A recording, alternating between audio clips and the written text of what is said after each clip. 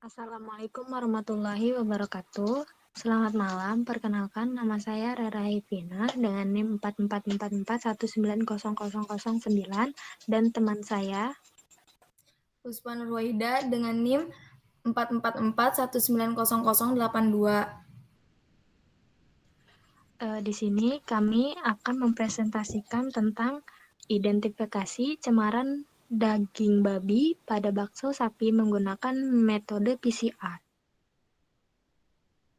Yang pertama akan disampaikan oleh teman saya yaitu Puspa Nurwahida. Baik, terima kasih pada Terera. Saya akan menjelaskan tentang latar belakangnya terlebih dahulu. Banyaknya kasus pencampuran daging babi dengan daging sapi pada produk olahan daging seperti bakso sering terjadi. Menurut Stompul dan Artanto tahun 2020, peningkatan permintaan konsumsi terutama daging sapi di masyarakat yang tidak mampu diimbangi dengan peningkatan produk daging sapi memicu kenaikan harga daging sapi.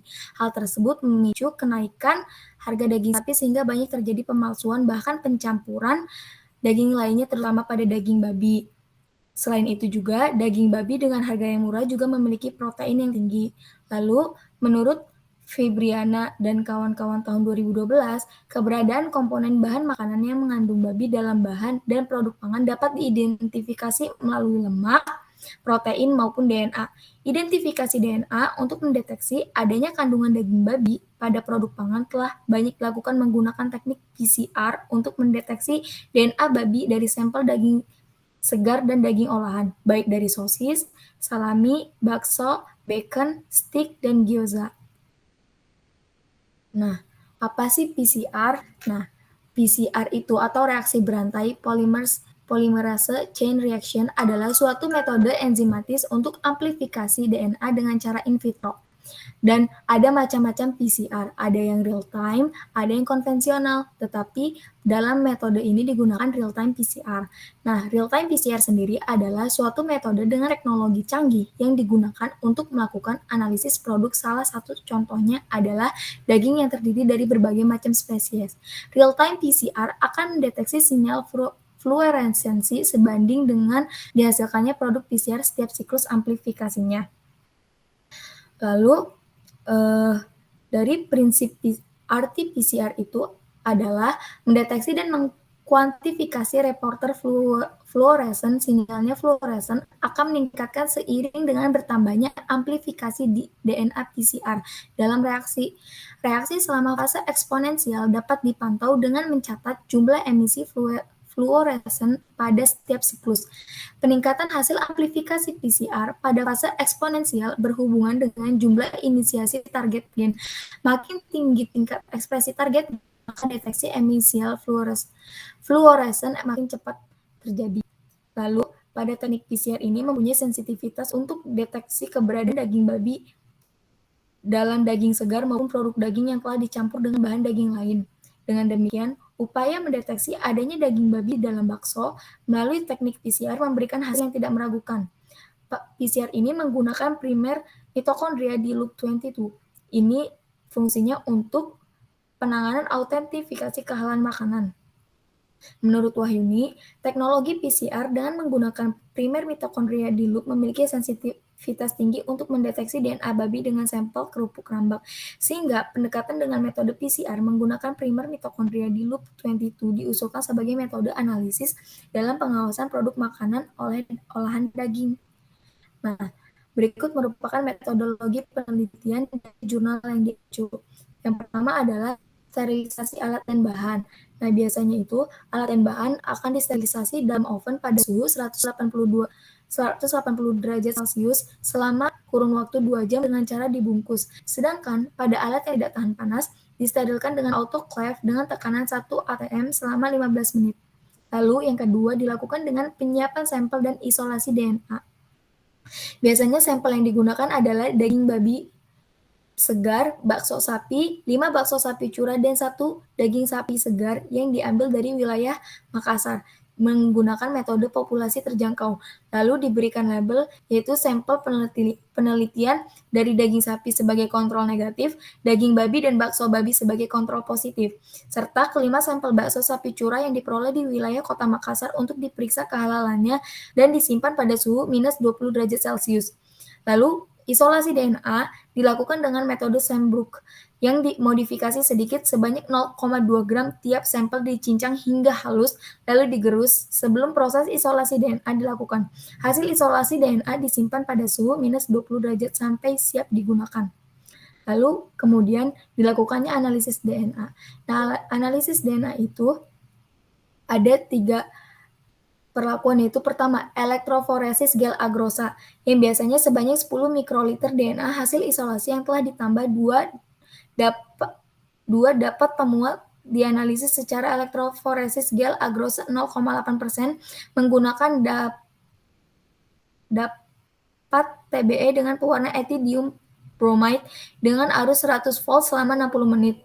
Hasilnya divisualisasi dengan UV transluminator. Lalu kemudian pengukuran konsentrasi dan kemurnian DNA. Biasanya 2 mikroliter DNA ditambahkan 998 mikroliter aqua bidisaltida steril dalam tub, dihomogenkan, lalu diukur dengan spektrofotometer UV pada panjang gelombang 260 dan 280 nanometer. Kemudian, konsentrasi DNA hasil isolasi dihitung dari A260 dikalikan dengan faktor pengenceran dan konstanta serapan DNA atau serapan DNA murni pada panjang gelombang 260 nanometer dengan satu absorbansi unit mengandung 50 mikrogram per mililiter DNA. Kemudian, analisis DNA babi dengan PCR. Pengujian biasanya amplifikasi dengan PCR dilakukan dengan penggunaan campuran reaksi 20 mikroliter yang terdiri dari 2 mikroliter isolat DNA, 1 mikroliter masing-masing primer forward dan reverse 500 nanometer, dan 6 mikroliter aqua bebas nukleas. Pengujian mengikuti kondisi suhu 95 derajat untuk aktivasi enzim atau denaturasi awal selama 30 detik. Selama proses denaturasi DNA, untai ganda akan membuka menjadi 2 untai tunggal. Hal itu disebabkan karena suhu denaturasi yang tinggi menyebabkan putusnya ikatan hidrogen di antara basa-basa yang komplemen. Pada tahap ini, seluruh reaksi enzim tidak berjalan. Selanjutnya diikuti dengan 30 siklus 95 derajat Celcius selama 5 detik yang merupakan tahapan denaturasi. Kemudian 59 derajat selama 30 detik tahapan hibridisasi atau annealing. Pada tahap penempelan primer annealing, primer akan menuju daerah yang spesifik yang komplemen dengan urutan primer. Kriteria yang umum digunakan untuk merancang primer yang baik adalah bahwa primer sebaiknya berukuran 18-25 basa, mengandung 50-60% G+C, dan untuk kedua primer tersebut sebaiknya sama. Sekuens DNA dalam masing-masing primer itu sendiri juga sebaiknya tidak saling berkomplement karena hal ini akan mengakibatkan terbentuknya struktur sekunder pada primer tersebut dan mengurangi efisiensi PCR. Pada proses annealing ini, ikatan hidrogen akan terbentuk antara primer dan urutan komplement pada template dan 72 derajat Celcius selama 10 detik, yaitu tahap lanjutan dari extension. Primer yang telah menempel tadi akan mengalami perpanjangan pada sisi 3-nya dengan penambahan DNTP yang komplement dengan template oleh DNA polimerase. Lalu kemudian ada validasi metode analisis yang berisikan dengan spesifisitas dan sensitivitas. Pengujiannya dilakukan pada DNA hasil isolasi dari kedua sampel daging mentah, daging babi, dan daging sapi untuk memverifikasi spesifisitas primer. Selanjutnya dilakukan pencampuran DNA genom dengan DNA primer forward and reserves yang tersedia. Tujuannya itu untuk menghasilkan pengujian yang cepat, ekonomis, dan simultan untuk keaslian daging. Lalu kemudian sensitivitas. Pengujian sensitivitas dilakukan dengan membuat seri pengenceran DNA template dari daging babi yang digunakan percobaan ini dilakukan untuk mengetahui kepekaan atau sensitivitas dalam deteksi pemalsuan daging di pasaran. Kemudian selanjutnya adalah hasil dan pembahasan yang akan dipaparkan oleh teman saya yaitu Rera. Silakan. Baiklah, di sini terdapat hasil dari penelitian, yaitu terdapat gambar eh, hasil molekul DNA yang telah diisolasi, divisualisasi, dan dianalisis dengan menggunakan elektroforesis gel agarosa 0,8% untuk memastikan bahwa molekul DNA dari sampel telah terisolasi atau tidak. Terlihat pada gambar 1, itu adalah hasil elektroforesis isolasi DNA dari daging sapi dan babi sebelum dilakukan PCR. Keterangannya yang nomor 1 adalah daging sapi, dengan kode U, yang kedua yaitu 4, dan yang ketiga yaitu daging babi juga dengan kode Y3. Lalu pada gambar 2, hasil elektroforesis isolasi DNA dari sampel bakso sapi dan babi. Keterangannya pada nomor 1 itu bakso sapi curah A dengan kode I5. Lalu yang kedua itu bakso sapi curah B dengan kode F7. Yang ketiga adalah bakso curah C ya, dengan kode F9. Lalu pada nomor 4 yaitu bakso sapi curah D dengan kode G10, dan lalu yang kelima yaitu bakso sapi curah E dengan kode H10, dan yang terakhir adalah bakso babi. Lalu pada gambar yang ketiga itu hasil elektroforesis isolasi DNA. Keterangannya nomor 1 itu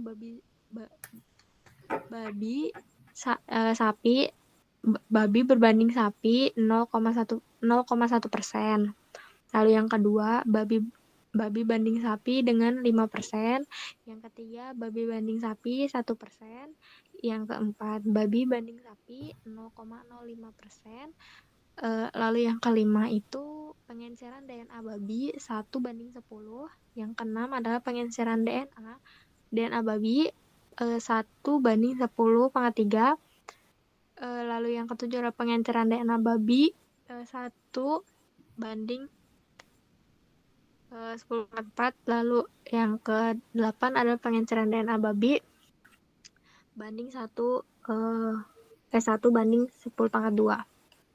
Lalu tahapan selanjutnya adalah penentuan konsentrasi dan kemurnian DNA hasil isolasi dengan menggunakan spektrofotometer UV-VS pada panjang gelombang 260 nanometer dan 280 nanometer. Panjang gelombang 260 nanometer digunakan dalam penelitian ini. Daya serapan sinar oleh nukleot tidak maksimal.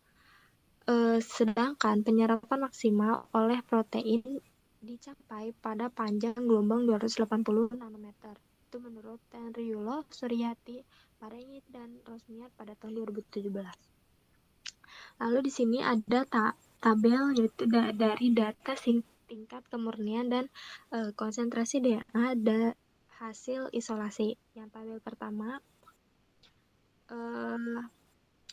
hanya sampel berkode U pada tabel 1, lalu yang kode E7 dan F9 pada tabel 2 yang memenuhi indeks kemurnian DNA yang baik. Menurut Fathia 2011, indeks kemurnian DNA yang baik berkisar antara 1,8 sampai 2,0. Sedangkan kode sampel lainnya berada di bawah range kemurnian. Apabila nilai kemurnian yang diperoleh di bawah 1,8 menunjukkan bahwa DNA masih terdapat kontaminan berupa protein dan polisakarida. Sedangkan jika nilainya di atas 2,0 menunjukkan bahwa DNA masih terkontaminasi fenol. Hal ini dikarenakan fenol memiliki serapan maksimal di panjang gelombang 260 nanometer. Menurut Farmawati 2015. Lalu sini seluruh isolat DNA yang telah melewati proses pengujian analisis kuantitatif dan memenuhi ketentuan yang ada selanjutnya dapat digunakan pada analisis molekular berbasis PCR. PCR merupakan metode yang dipilih pada penelitian ini karena efisiensi serta sensitivitas yang tinggi dalam mendeteksi secara akurat, walaupun nilai kemurnian yang diperoleh berada di bawah range yang ditetapkan. Pada proses PCR dimulai dengan tahap denaturasi yang dilakukan pada suhu 90 derajat Celcius selama 30 detik. Pada langkah ini, heliks ganda DNA terurai menjadi dua untai cetakan DNA tunggal, penempelan primer atau annealing pada suhu 59 derajat Celcius.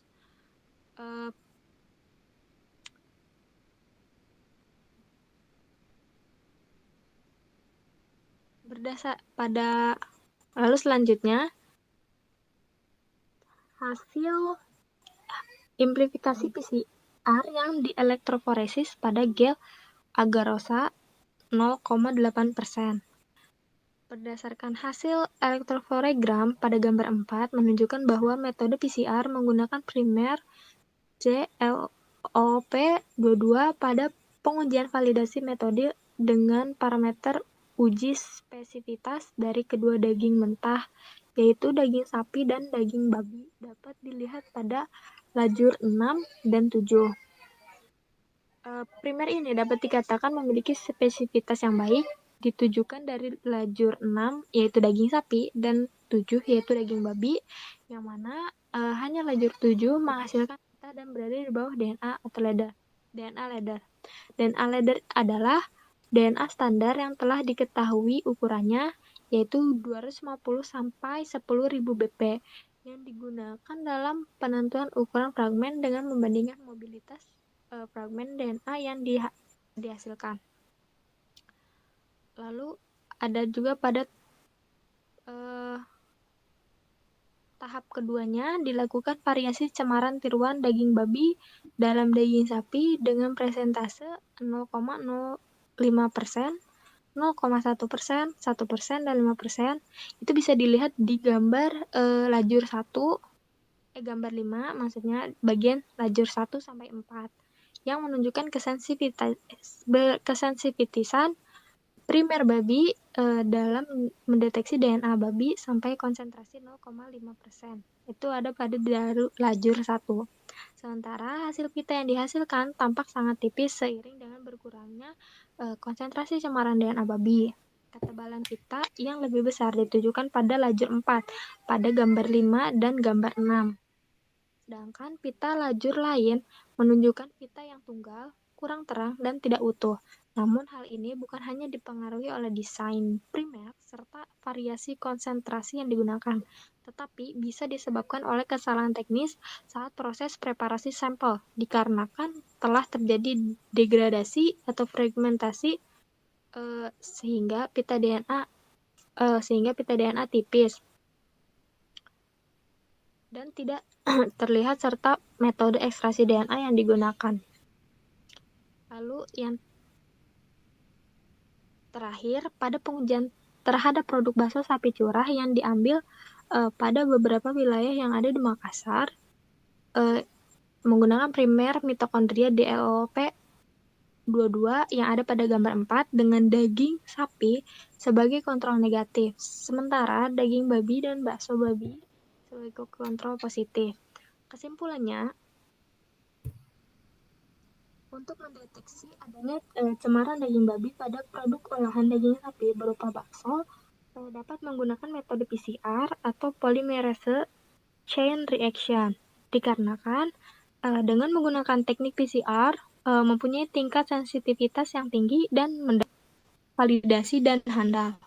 Pada teknik PCR yang digunakan yaitu metode DLOP22, primer DLOP22 merupakan primer yang spesifik, hanya mengamplifikasi DNA babi dan tidak mengimplikasi DNA lain, sehingga cemarannya 0,05%